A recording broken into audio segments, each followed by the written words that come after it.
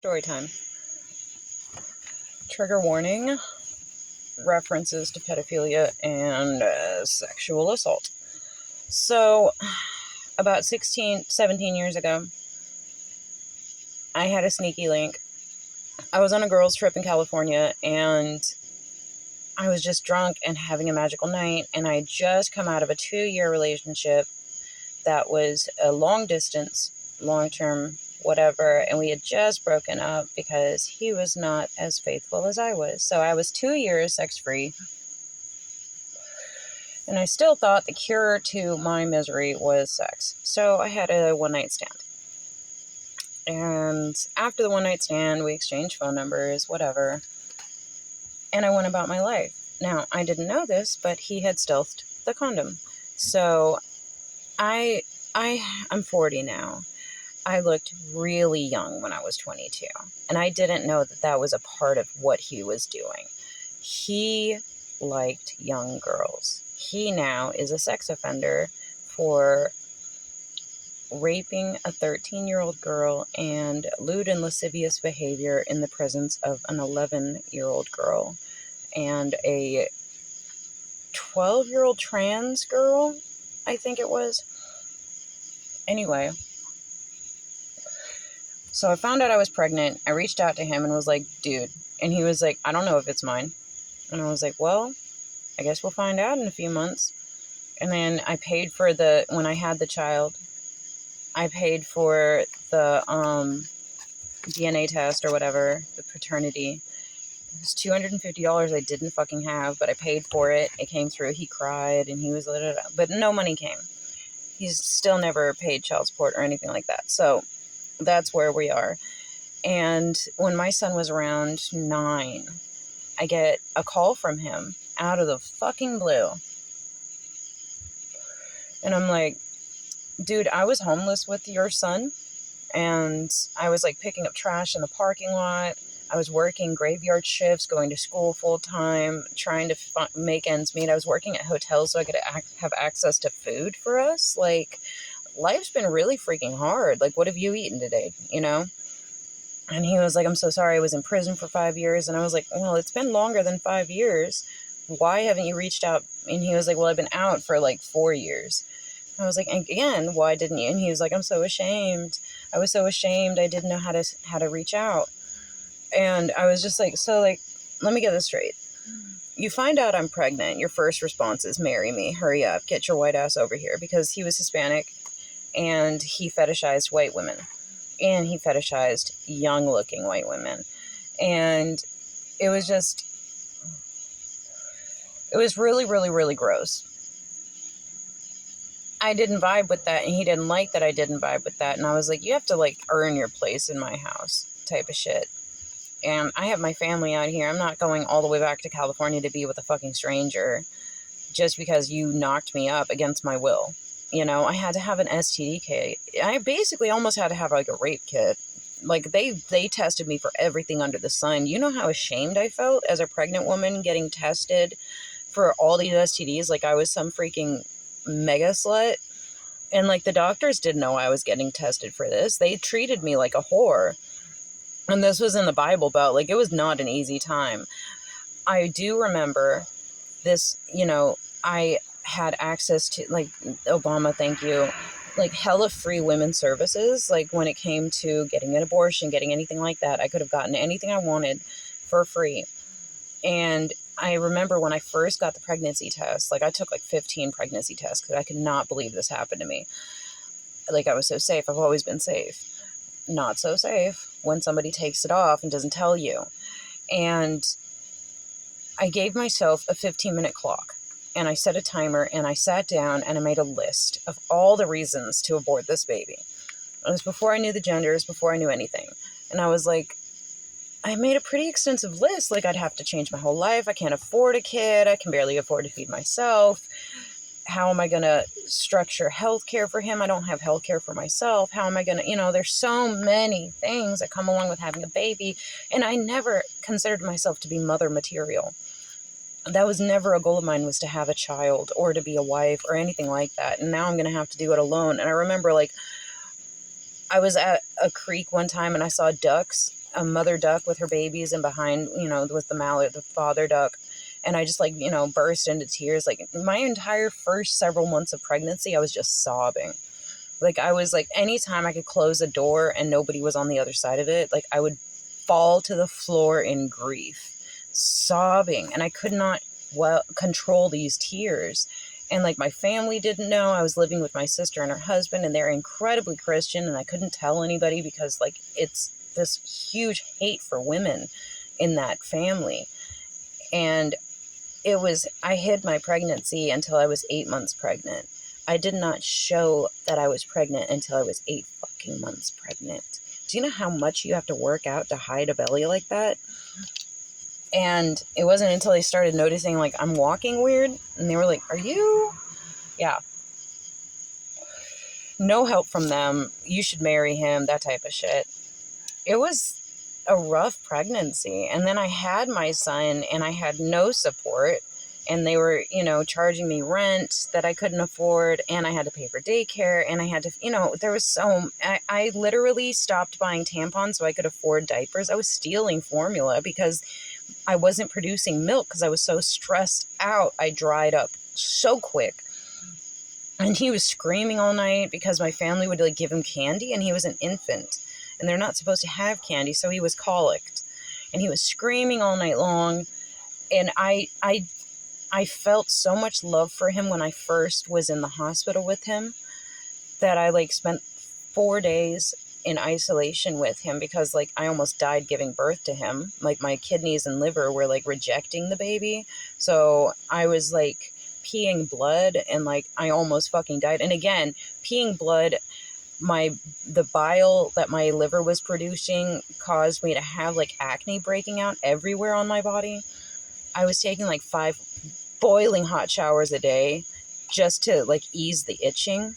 And nobody believed me that there was something wrong. The doctors didn't listen. My sister joked about it because she had a ton of kids and nothing like this ever happened to her. And so everybody just like, oh, you're a new mom. You don't know what's going on. And, like, I haven't been to a doctor since. Like, that traumatized me so much more than his stealthing the condom traumatized me. And then it was like, anything I did with him, I was just criticized for because it's not their baby, it's my baby, and nobody wanted him in the house. They wanted me to watch their kids all the time, but I couldn't get any help from them. My sister had, like, 7 fucking kids at this time, and they were always leaving the kids with me. And I was always watching the kids. Or when her husband went on TDY in fucking Korea, in South Korea, for a year, I moved in with her to help her with her kids, and I took over the entire raising of the kids. She was in complete isolation, meltdown, online, talking to guys, going nuts.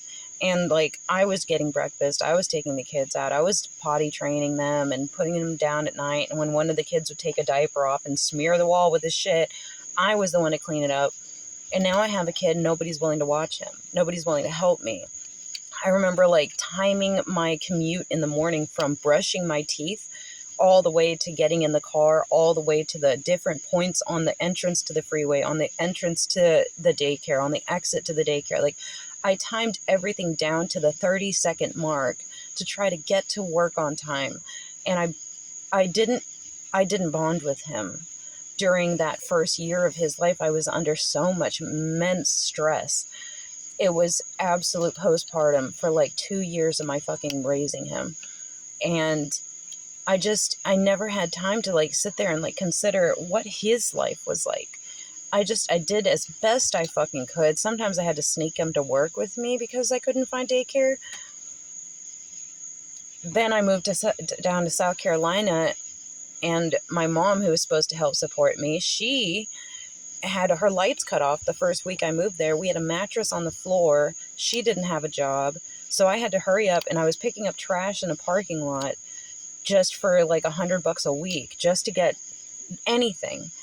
And somehow I figured it out, and I got a graveyard shift at a hotel where I could steal food and bedding and things like that. And I went to school because, thank you, Obama, they paid for me to go to school, and they paid for his daycare if I went to school. So that was pretty fucking lit. And after about a year and a half of that, because I took, like, 20 credits a semester, trying to like get everything done as quickly as possible, I finally figured it out. And I was still trying to date men, but they took advantage of me a lot.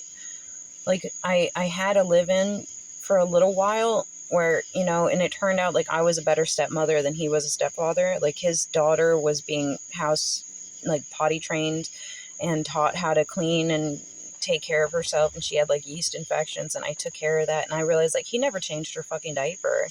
Like it was all on me. And he kept saying like, I don't feel comfortable changing her diaper, and that should have been a red flag. I put him out, and I realized like I'm able to make rent without him in such an easier fashion than when he was in my life, and I only have my income. It was crazy. I never dated again. I tried one more time, and it was again the same thing where he wanted to basically rob me of everything that I had. I've been single for like 7 years now. Raising my son as me, a very, very profound feminist, as a welder, working in men's spaces, navigating the South and the Bible Belt and all the crap that goes with it, and the patriarchal bullshit of like, you know, like, it's rough because like no matter what I do, if I dress like a woman, I'm sexualized. If I dress like a man, I'm a threat. There's just no winning. And then trying not to bring that rage home with me to face another man who, thank God, something went right, because that kid is the most profoundly kind creature I've ever met in my life. He never went through the whole pulling legs off spiders phase. He never went through the kicking the dogs or the, you know, bullying kids or anything like that. He's always stood up for his friends. He's very, like, he doesn't even use gendered speech so much anymore because he's got enough friends that are like non-binary or trans that he just they thems everybody. And I was like, what a cool thing to do, actually. And there's little moments like I tried to raise him without invoking like gender roles, just to see what he would turn into on his own without any guidance for pressure from me. And so we did that. You have trucks, you have baby dolls, you have dinosaurs, you have Barbies. And it's so funny how biology works. He was such a trucks and dinosaurs boy. Like, there was nothing that was just so completely natural to him. And we celebrated his masculinity. And it was just really fun to see that. And it healed so much in me that, like, you know, when I found out he was a boy and I was, you know, I'd already decided to keep him again, I'm getting my ultrasound and the lady is like, oh, it's a boy. And I started burst into tears, and me crying made him cry. And he was like hiccuping. And I was like, why is my belly moving like that? And she was like, he's crying. And like my fears of men just completely dissipated in that moment. And all I felt was protection and nurturing for him. And it was crazy because like after he was born, like we used to share nightmares still. Like I'd wake up from a nightmare and he'd be crying. Like he slept on my chest. Like we did not have space. I didn't have a crib. He slept on my chest, skin to skin, the first year of his life.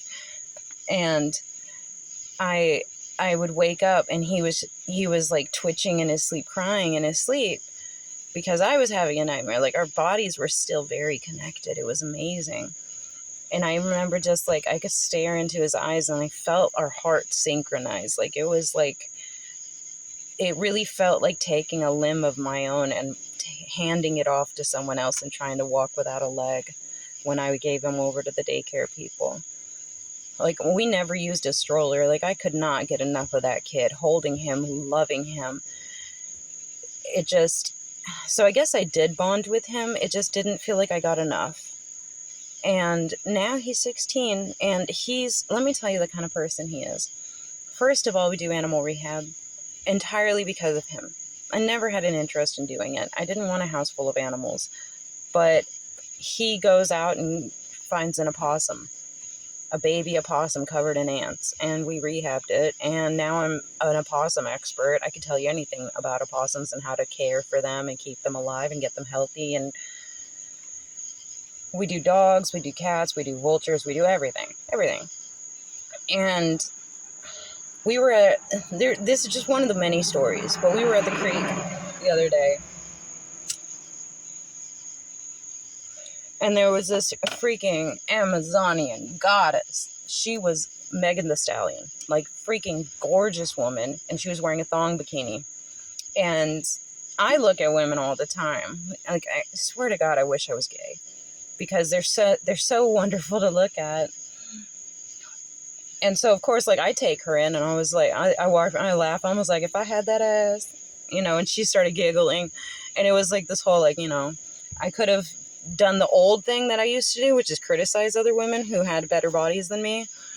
But instead, like, I just celebrated her, just feeling her freedom and loving herself.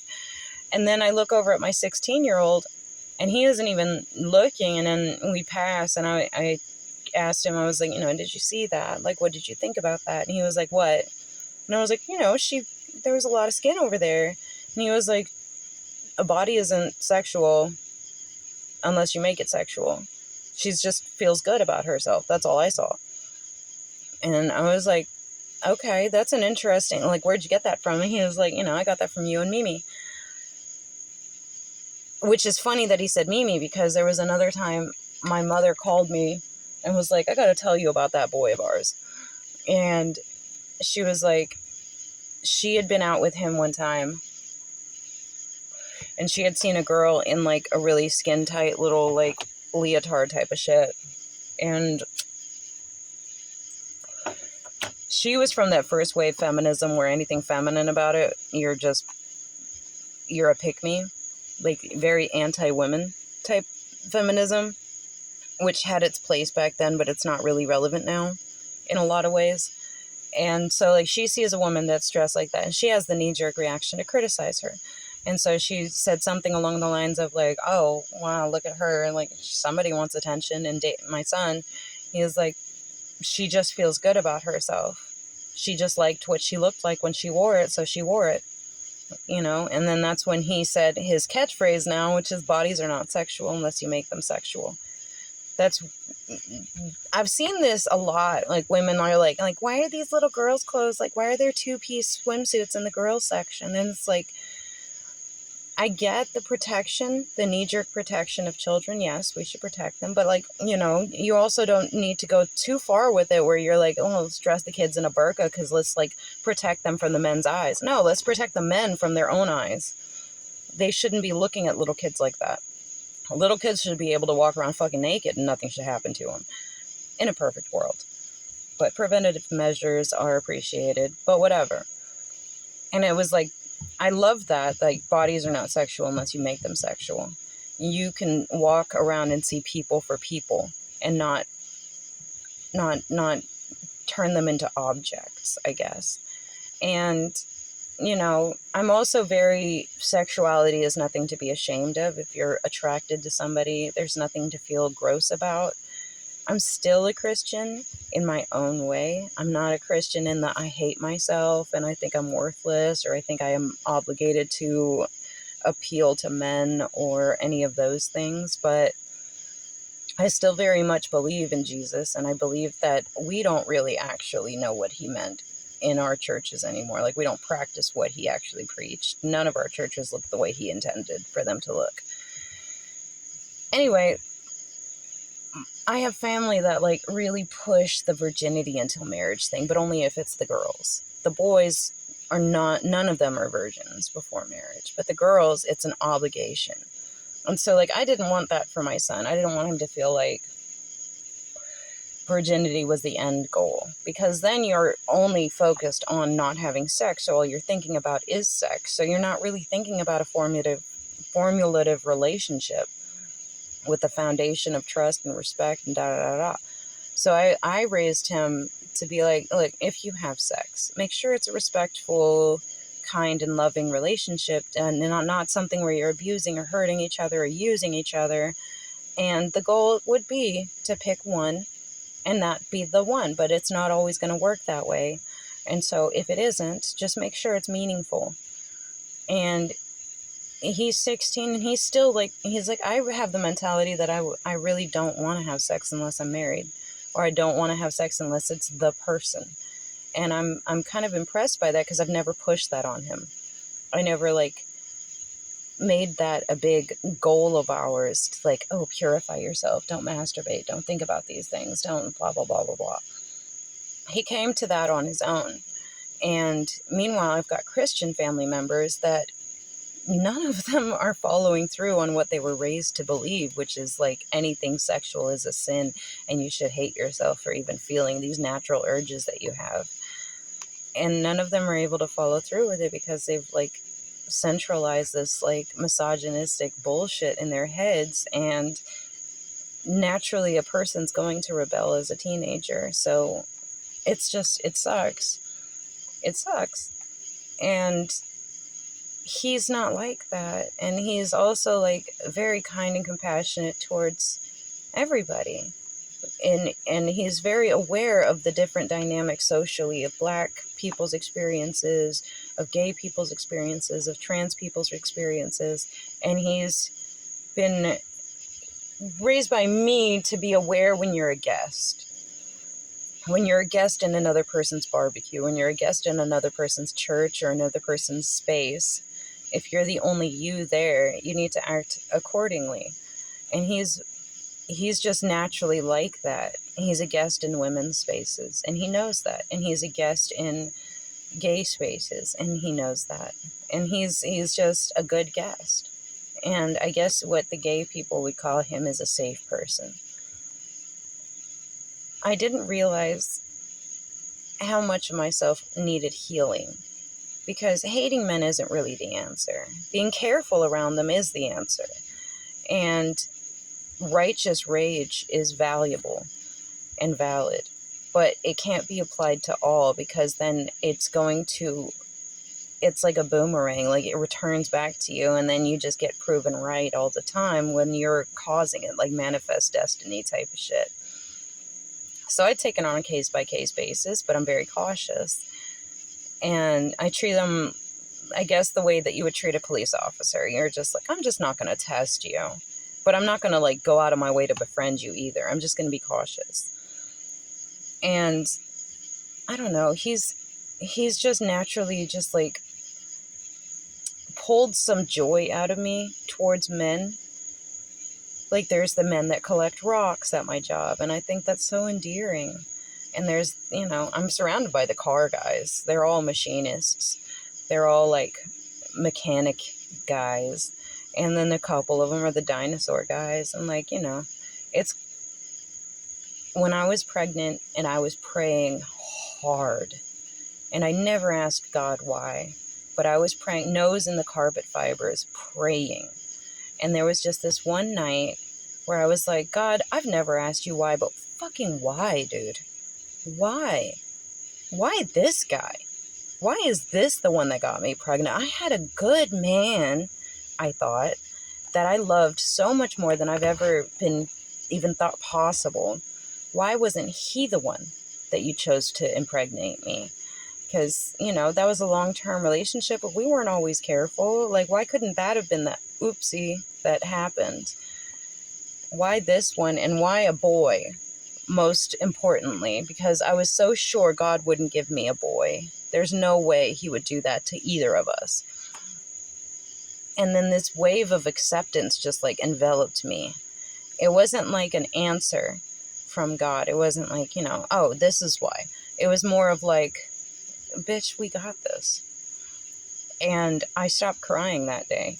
And for the rest of my pregnancy, besides my body trying to fucking kill me, it was, I just moved differently. And I think after that, it really changed who I am as a person and how I deal with, like, really screwed up things, like people letting you down and people setting you up and people stealing from you and people lying to you. Like, I have a knee-jerk, rage, and then it passes so quickly now that I'm just like, and here we are. They had to steal from you because they can't do what you do. They had to lie to you because they can't be honest like you are. They don't know how to navigate their own self-doubt.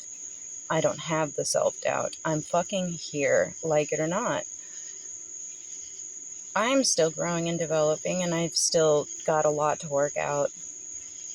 But there was something magical about raising a human that resembles the humans that hurt you, and raising somebody that is so kind and loving and healing to you.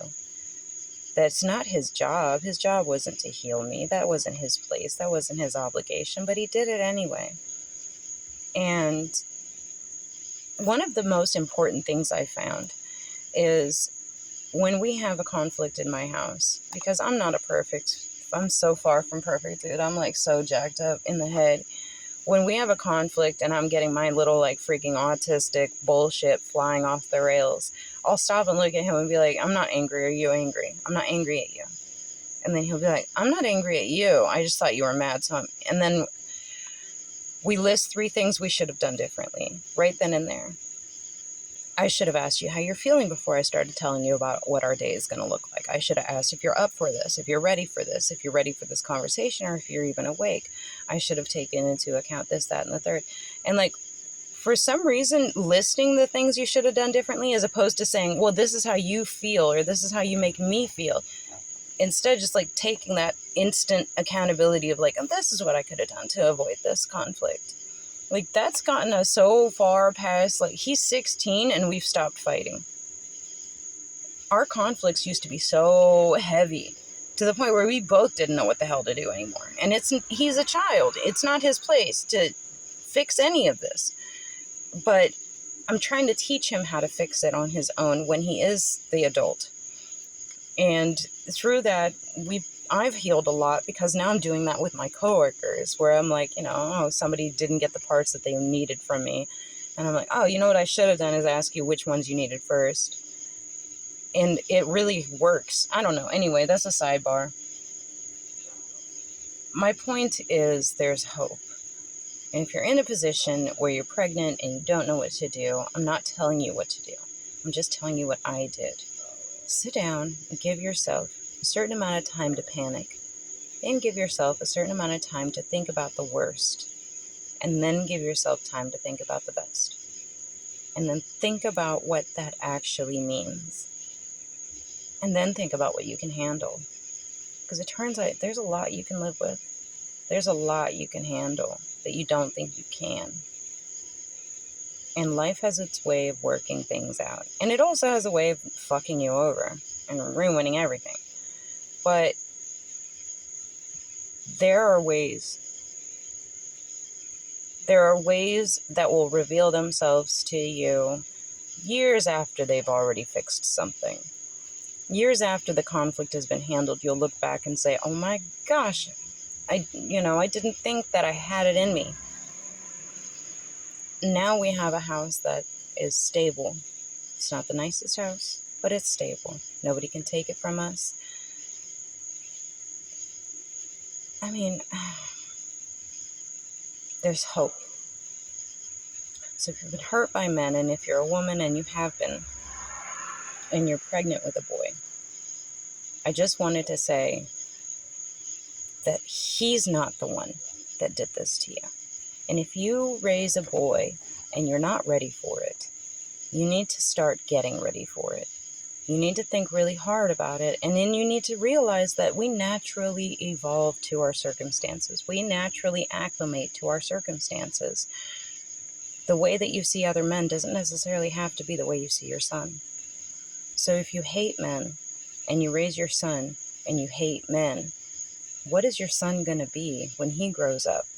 He's going to grow up thinking that we hate men, and then he becomes a man. He's going to be self-hating, and that's, I suspect, where a lot of this red pill bullshit comes from. It's from men who were raised by women who resented men, and so they didn't know what the heck to be now that they were the thing that hurt their mom.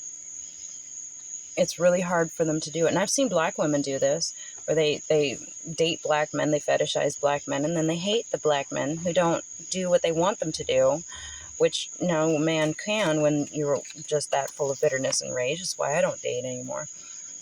But, so they just keep perpetuating the same cycle of pain and misery, and then their young black man grows up to be incredibly colorist, incredibly racist, incredibly self-defeating, or whatever, Uncle Tommy, or whatever the fuck you want to. I don't know enough about black experiences to speak on it, but I've seen the detrimental effect it can have when it's a white woman raising a black boy who, in that house, we hate black men.